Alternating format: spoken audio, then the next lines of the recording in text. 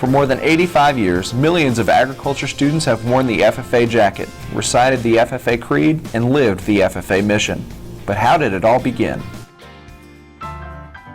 1917, the passage of the Smith-Hughes Vocational Education Act. The act was written jointly by Senator Hoke Smith and Representative Dudley Hughes and established vocational education in home economics, industry, trade, and agriculture. In the early 1920s, four men led by Henry Grosclose founded the Future Farmers of Virginia for boys in agriculture classes. Other states soon followed their lead. The next logical step was to create a national organization. So in 1928, 33 students met and did just that. The Future Farmers of America was born. 2 years later, the FFA Creed is officially adopted. Irwin Milton Tiffany wanted to put into words what the Future Farmers of America stood for and believed in. In 1928, he wrote the Creed while setting up for the first Wisconsin State FFA Convention. By 1930, FFA members voted to adopt it as the official FFA Creed at the Third National Convention. The 1940s ushered in a global war affecting everyone, including the FFA. FFA members, agriculture teachers, and national FFA officers all volunteered to serve their country during the war. Local FFA chapters and individual FFA members joined with other citizens to support the war effort. National convention events were streamlined to include only delegates and award winners.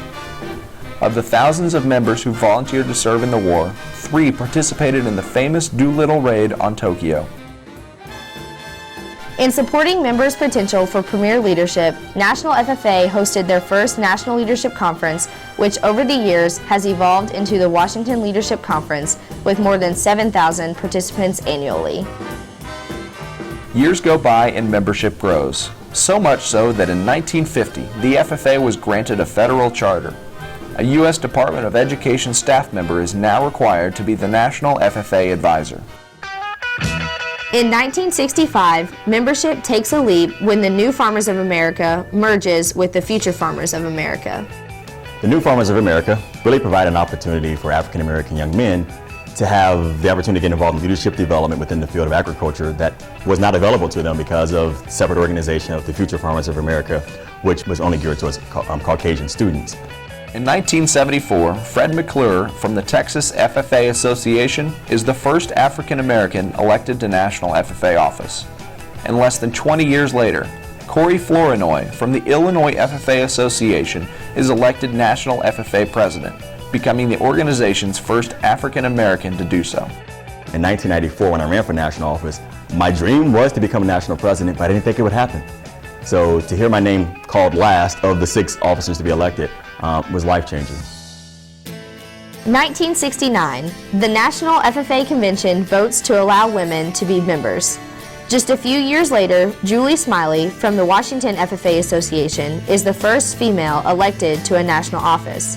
Then, in 1982, Jan Eberly from the California FFA Association becomes the first woman to serve as National FFA President, setting a trend that continues today. Women weren't seen as having a place everywhere, especially maybe outside the house or the traditional roles of that time, but women had been out milking the cows and working the field, but now this said women has a place in education and advancing career-wise, being leaders in our community. The late 90s marked a period of location changes for the National FFA organization. The National FFA Center moved from Virginia to Indianapolis, where a new building was dedicated in 1998. After 70 years in the same city, the National FFA Convention moved from Missouri to Kentucky, where it remained for 7 years. In 2006, the National FFA Convention moved to Indianapolis. In 2013, the host city will rotate between Indy and Louisville for several years. Today, the National FFA Organization is a diverse youth leadership organization with more than 500,000 members in more than 7,000 chapters. The FFA is doing a lot to support diversity and inclusion. We find ourselves in the smallest rural towns of America to some of our largest cities. And no matter if you speak sign language or Spanish, the National FFA Organization welcomes you.